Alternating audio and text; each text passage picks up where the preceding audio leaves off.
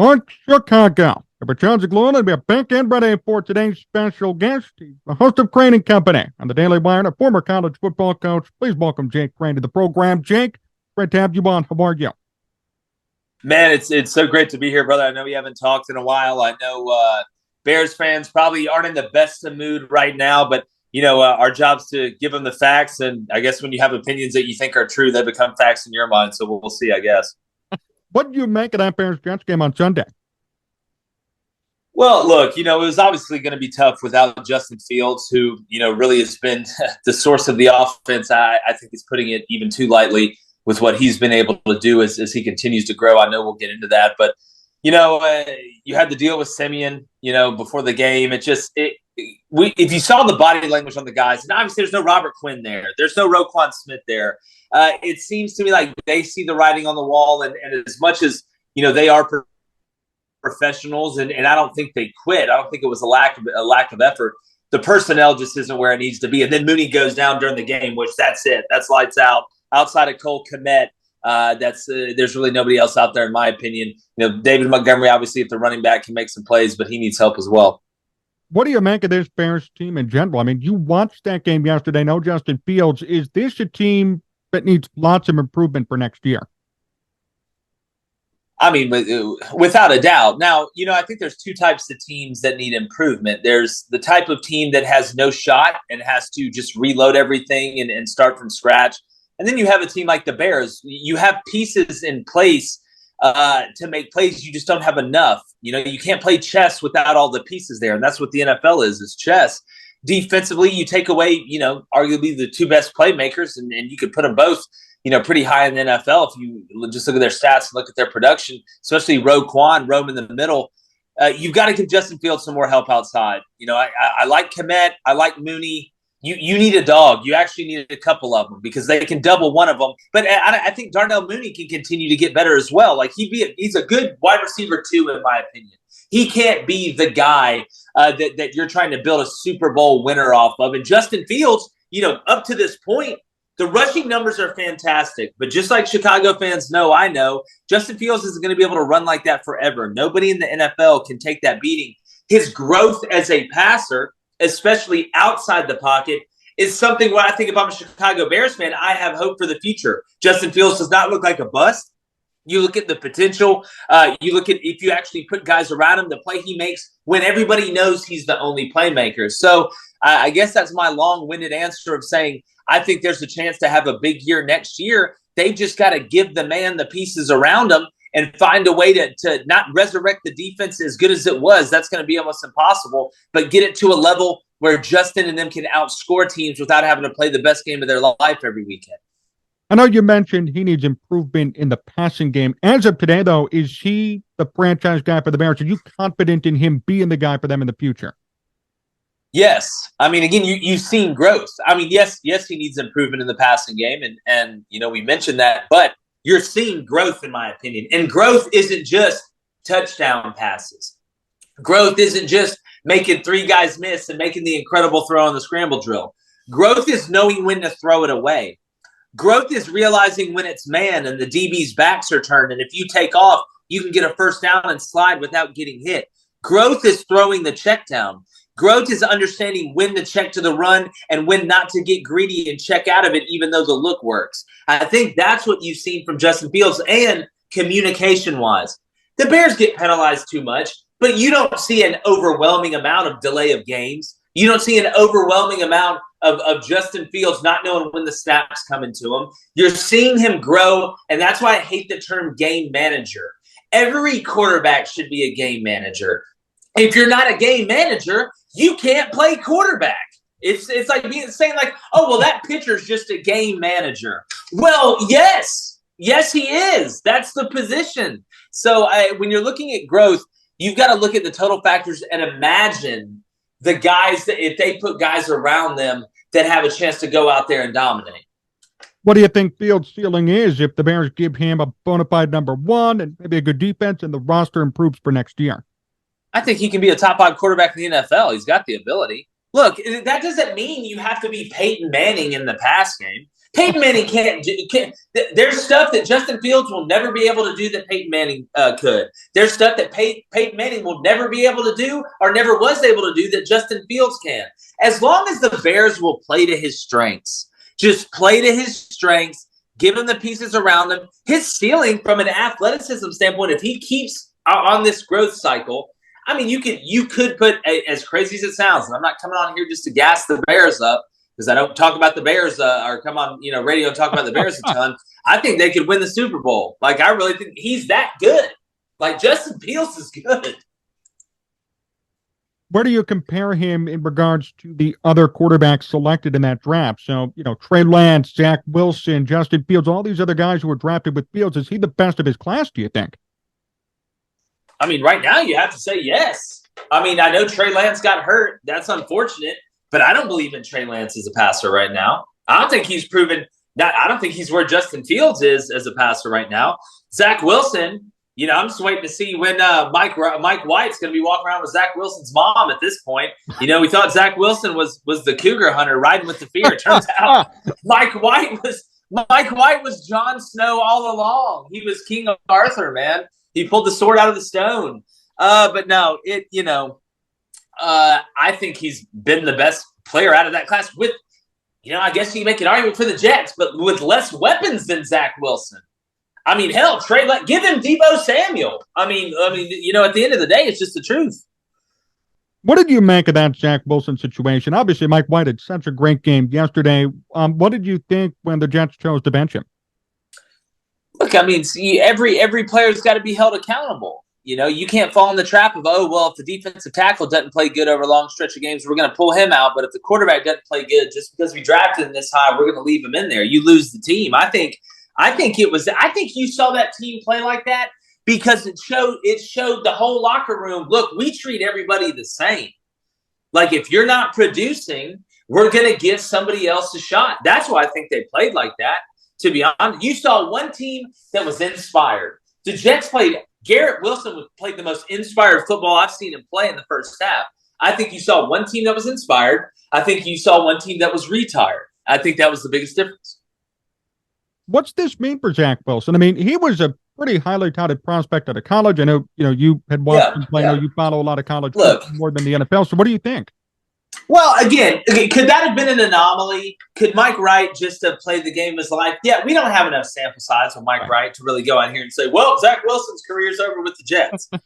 I think what it means is you can take this one of two ways. If you're Zach Wilson, you can feel disrespected. You can be upset. You can be, quietly pissed off that your team played well without you out there. Turns out, maybe you were the problem. It's like if you're the one at the dinner table that doesn't get the joke, it's probably about you, that situation. Or you can use it as a stepping stone. You can use it as something that you'll grow from, something that maybe you'll change up some of the ways you're going about things. Or maybe it's not a loss if it's a lesson. And I think Zach Wilson can go one of two ways. We'll see which way he goes. I don't know the man personally, so I'm not going to guess. How'd you react to those comments that he made when he was asked if it was his fault or if the offense held back the defense? Just your raw reaction to that. Yeah, I even if you felt that way, which you shouldn't, why even say that? To me, it was like it was stupid. I mean, it was just a stupid thing to say. I think he would probably tell you right now it's a stupid thing to say. Now, I'm not going to go as far as Booger McFarland and say because of his upbringing, you can't expect him to be accountable. That's BS. I've known rich people. I've known rich kids that were the hardest workers and poor kids that wouldn't work hard. I've known poor kids that were the hardest workers and rich kids who don't work hard. That's not how that happens. I thought that was way out of bounds. But, I thought those comments, they weren't necessary. They were somewhat naive to me. It was an unbelievably naive thing to say. And, I know we're in Chicago and Illinois is not that far from Ohio. Just go look at what C.J. Stroud from Ohio State said after they lost to Michigan. You're the quarterback. You always get too much credit and you always get too much blame. But you're the leader, regardless if you want to be or not, regardless if it's cool or not, regardless if they're going to make fun of you on TikTok or not. You stand up there like a man, like Josh Allen did when he fumbled that snap and lost that game. He stood up there like a man. You stand up there and you take it like a man because that's what you expect. Or that's what your teammates expect of you. How shocking was that Ohio State-Michigan game? You mentioned it. Oh, well, our co-host David Cohn played quarterback at Michigan, so I was just more excited for him than anything, especially what they've been through. I mean, they've been just beaten like a redheaded stepchild, and this makes it 2 in a row. Shocked. Not that Michigan won, but how they won. Ohio State came out and played just the most arrogant thing you can possibly do. Jim Knowles is a smart defensive coordinator, but he did the most arrogant thing you could possibly do. He came out and just ran 0 for the whole first half. When you run 0, there is no help. Yeah, you can stop the run. Great. But you are giving Michigan a chance with one slip, and we saw that with the big play touchdown on the tight end. One guy takes one bad step, and J.J. McCarthy, whose deep ball's gotten a little bit better and a little bit better and a little bit better over the season. And then finally, you snap out of it in the second half and say, we got to start playing a little more zone or at least play man-free and have one guy there in the back end. And it starts opening up that run game a little bit because the offensive line's fresh, because they've been dotting you up the whole game. So I was shocked by the way it went down. But good for Michigan, man. Jim Harbaugh, anybody that can have success and still wear cleats inside and get away with it, I have tons of respect for. What's this mean for Michigan's championship hopes? They're number 2 right now as we speak in the college football playoff rankings. Yeah. Yeah, well, look, anything can happen in college football. I don't see Purdue beating Michigan. I think Michigan's just going to smush them, to be honest with you. It's such a huge advantage up front on both sides of the ball for Michigan. I think Georgia's going to beat LSU, so I think Michigan's going to be the 2 seed. The question is who's going to be 3 and 4. That's the question. TCU wins out, which is one game versus Kansas State, which that's not going to be a walk in the park by any stretch of the imagination. And then USC plays a Utah team that they lost to earlier, and the quarterback for Utah, Cam Rising, their 3 losses, he's blown it at the end all 3 times, starting with the Florida game. I hate to put it that way, but it's the truth. He's going to not blow it at some point if they're close. He's going to make the play.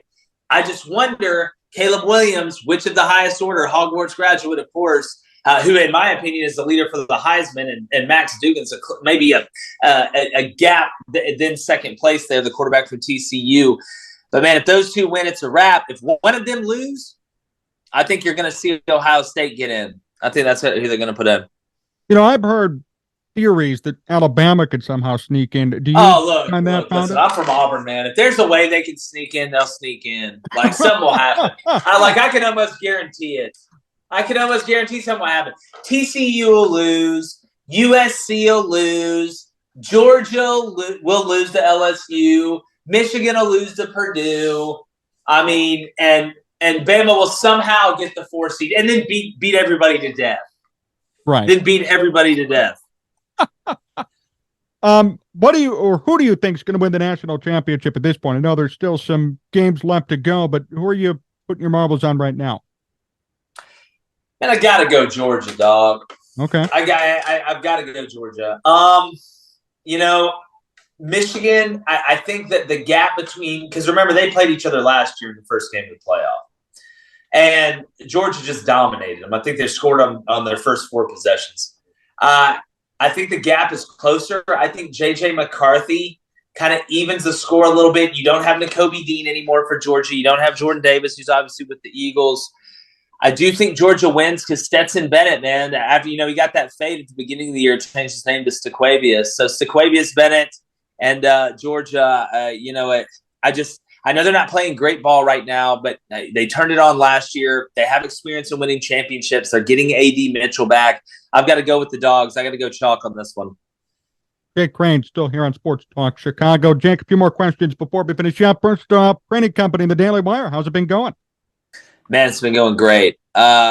We actually got moved to drive time and got an extra 30 minutes. So we go an hour and a half now. So we go 7:30 to 9 Eastern in the morning. You can find it on YouTube as well. It's been awesome. This college football season, NFL season has been great. College, I think, has been a little bit better than the NFL. The offenses have been kind of sloppy in the NFL, but man, we're loving it over there. It's a great place to work. And, I really, we just hit 1 million subscribers at Daily Wire Plus. So go over there and check it out. Sign up. Jordan Peterson's over there. There's some great new content coming out as well. So yeah, just come give us a look. I think you'll like what you see. What's been the best part about hosting? Because you've been there for a little bit now. The show kind of has a new iteration with the Daily Wire. Yeah, so it's the J Boy show. So I've only been in this thing for really like a little bit over 2 years. I coached for 9 years, 6 at the Division I level, and during COVID just started messing around, started with a podcast just to waste time until I got back, and it really kind of blew up out of nowhere. And we were with Colin Cowherd in the middle of renegotiating a contract, and then the Daily Wire reached out to us, and we changed the name from the J-Boy Show to Crain and Company, which is my last name. And man, it's been wild. It's been we really like the cool part is nobody tells us what to say. Like, we don't fake arguments. It's me, former Michigan quarterback David Cohn, my brother who played with Austin Eckler at Western State, Colorado, is there. And man, I think it's different than anything else because it's like kind of talking to your buddies, but we actually did it for a living. It's kind of got its own niche, if that makes sense. And Jake, before we finish up today, last question: what's the funniest moment you've had on the program? Oh man, so there's been a lot. Probably, I would say, because I'm the older brother, me and Blaine had a bet in fantasy. So we're doing this like Ben Shapiro and all of us are in this fantasy football league, and I beat him. So he hates chocolate cake, which I know, what a weirdo, right? Get him out of here. So my thing was, if you lose, if I beat you, I get to hit you in the face live with a chocolate cake with whipped cream and stuff all over it. And so, man, I went over to him, had he was ready for it. It was during the show. He was sitting in his chair. And let's just say it was one of the most glorious moments of my life as an older brother. And I will tell stories about it until I die. How did he react to it? Was he like totally grown? Yeah, he took it like a champ. I even gave him a little bit of it was like a splat and then a smush. Like I really corkscrewed it in there. He got to explore all the flavors. But it was when I, took it out, and it was kind of like if, your hand or foot's ever stuck in mud and you pull it out real quick and it makes that noise. That was what it was like. But he sat there and, took it like a champ. He even finished the segment. He couldn't open his eyes. It was a great moment. So like I said, it's one that they'll find written in a tablet somewhere thousands of years from now. Well, Jake, thank you so much for joining me. Great insights and best wishes with Crain and Company moving forward. Looking forward to catching up again soon as well. John, love the show. Whenever I need to figure something out about the Bears or anything up there, I always tune into you, my friend. It's great stuff.